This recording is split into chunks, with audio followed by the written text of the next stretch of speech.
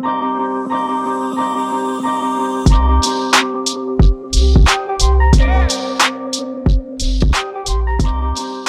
going on, LDYM? I am Levi Golden. I'm the promotions director here for the greatest district, I believe, on planet Earth, the Louisiana district. And tonight, I want to just talk to you really quick about something that has been on my heart that I talked about to my students last Wednesday, and it is the preparation stage of the greatest revival we will ever see. I want to ask you the question, have you ever had someone that comes to you and says something so radical that you want them to prove it? Like maybe, hey, did you know I just got a selfie with Justin Bieber? Or put any celebrity in that moment. Did you know that I was called to go sit down with the President of the United States and have a conversation with him? Or I just got won $1 million. Has anyone ever said something so radical to you that you're just like, would you just prove it? Please show me the proof to that. Why do we say that? Because proof separates fact from fiction. So tonight I want to ask you the question, have you ever had to prove your walk with God? Tonight I just want to take 5 minutes really quick to talk about, maybe a little bit over, but please just spend the next 5 to 10 minutes with me as we talk about preparing ourselves for our future and the greatest revival that is about to hit our world. So first off, we got to talk about, how do you prove something? Well, in order to prove something, you need to prepare for the question, right? Or if I was going to go take a test, I would have to prepare myself to take that test. So hopefully I can make a good grade, right? And if I was going to go through the wilderness, hopefully I would be preparing myself to go through the wilderness. If I expect myself to go through hard times, hopefully a mature person, a mature student would prepare themselves before they go through those hard times. Because you see, preparation precedes promotion. Tonight, I want to talk about preparing us for our future, preparing you for your calling, preparing ourselves for the revival that is about to take place. And so when we talk about preparing, I want to ask this question. How many of you are preparing for Christmas right now? Probably not a lot of us. See, a lot of us, we know Christmas, we know the date, we know when Christmas is going to happen. But a lot of us go shopping the Saturday before to prepare for Christmas. Because you see, a lot of us wait to the last minute to do something before it gets here. And so we're frantically searching for the answers. We're frantically searching for the right present for Christmas, even though we knew this date was going to come 3 or 4 months from now. It's like buying our first car. How many of you are preparing to buy your first car? You're saving money right now. Or maybe purchasing your first house. How many of you are saving money to prepare to buy your first house? How many of you are saving money to go to college? Right? Are you preparing yourself right now to do these immeasurable things, right? Are you preparing yourself right now to purchase your first car, to maybe go to college debt-free? It's in the process of preparation to better our future. After a long time of confusion and frustration, Israel was ready to cross over into the promised land. They stood at the same spot their parents did 40 years ago. But this time was different. They were prepared. 40 years earlier, they were less than a year out of Egypt, and the prospect of conquering and ruling the promised land was just so much for them. They were looking at that like, that's just too much for me. I don't know if we can do that.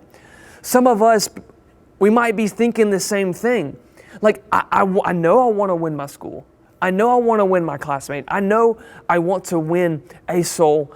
But when I look at myself and what God's called me to do, I just can't see it. It looks like it's just too much for me. See, the Israelites saw themselves as like grasshoppers, and they thought of themselves as utterly incapable of doing what God had called them to do. They were telling themselves, we're just not ready to do this. They felt like they needed time to prepare for what God was calling them to do. You could say the wilderness, they were in the wilderness, and the wilderness can be tough and feel like pure punishment, but it is also a time to get us ready. It was a time for them to get ready to go to the promised land. See, the biblical wilderness experience is not only transformational, but it is a time of preparing. See, Joseph's years as a slave in Potiphar's house and subsequent years in prison prepared him to rule Egypt and save his family. See, Moses spent years on the backside of the mountain preparing himself to face Pharaoh. not as a disgraced prince, but as a prophet of God and a liberator of a nation. Likewise, Joshua escaped Egypt as a naive young man. And in the wilderness, in those times, in the wilderness, God prepared him to lead Israel into the promised land. See, the wilderness is rarely comfortable, but it is always, almost always a time of preparation. See, the season that we are in right now, we are in a wilderness, is what we would call a wilderness. It is a trying time, and I would say that we are in the wilderness phases for the upcoming school year. And yes, this time right now is really terrible and it stinks, but this should be a time of preparation. This should be a time of us preparing for the new season that is about to come. See, in the Bible, we don't get many details about what Moses and Joshua did to utilize their time to prepare the people. But we only know that when it was time to dip their feet in the Jordan River, God showed up. See, if you are preparing right now to maybe to teach that Bible study at school or to win that one person, that one classmate, if you are preparing yourself right now, I know it might look tough and might look like that you don't think you can win that one person or win several people or win your classmates or win your school. But if you're preparing now to do that, when it comes time to maybe teach that Bible study, God's going to show up. Or when it comes time for you to go into your ministry, God's going to show up. Or when maybe if you rub shoulders with that clerk at the grocery store that has been serving all these food during COVID-19 and they feel depressed and they have a lot of anxiety and you go to spread the gospel of Jesus Christ to them, you're going to be brave and God's going to show up. During those times, yes, it was a supernatural event, but Israel was no longer a ragtag troop of fleeing slaves. By Joshua 3, however, Israel was an organized, discipled, and trained organization that moved with precision. See, this sort of organizational readiness did not happen by accident. It did not happen overnight. And it was not easy to get to that point, especially while they were in the desert. They had to prepare for their moment. See, our current wilderness right now, the current season that we are in right now, it's not easy. But this is our chance to prepare ourselves. This is our chance to get ready for what's about to come. Just think about the past 6 months. Think about all the things that we learned during this season. We've learned a lot during this season. We noticed at the very beginning of COVID-19 that hospitals in America was just not ready for what was about to hit us. Hospitals began to frantically search for PPE, ventilators, and all the things to help their facilities because there was going to be hurting people, sick people, overwhelming their facilities. And they had to get ready for that. I believe after COVID-19, there's going to be hurting people. There's going to be a world searching for answers. And I believe the world is going to turn to the church to look for answers. There is a harvest that is about to come and take place. There are going to be classmates that are going to be asking you questions. What did you do during quarantine? There might be classmates that lost parents or grandparents. They're going to be asking questions. How did you get out of this season with a smile on your face? And I hope that you took the time in the wilderness to prepare yourself to answer those questions, to spread the good news of Jesus Christ, to prepare your soul for the harvest. This end-time revival, this revival that we are going to see in our generation, I believe this generation is the greatest generation that we will ever see. But I hope this generation has taken this time, this season, this wilderness seriously in preparing yourself to answer a lot of questions that are about to come your way in this next season.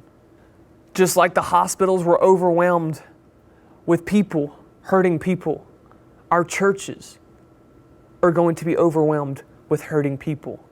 This is a time for us to prepare for the harvest. Don't waste this opportunity in the wilderness to not prepare. See, when you go back to school, who knows whose shoulder you're going to rub up against? When you walk in the grocery store, you don't know who you're going to bump up against. There is a hurting world crying for answers. And I believe the church is the answer. I believe Jesus is the answer. There are going to be a lot of questions flooding you. There's going to be a lot of people asking for a Bible study or asking for answers. And I want you to take this time seriously in the wilderness. In the season that we are in, it is time for us to hit the pause button on social media, on media in general, for you to reflect and to grow a relationship closer to Jesus.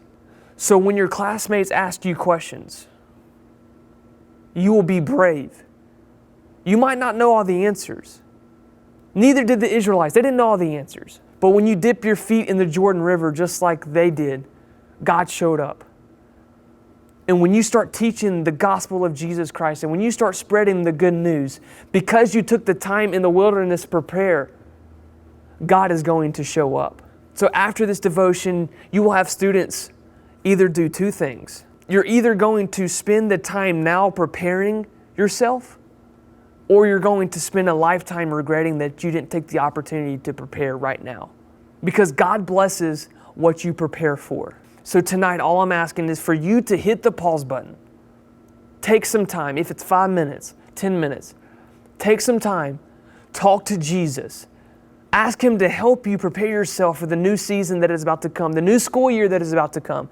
Maybe you're about to go to a new job, or maybe you're at a current job. Ask God to help prepare yourself to answer these questions, because the church is about to be overwhelmed with hurting people.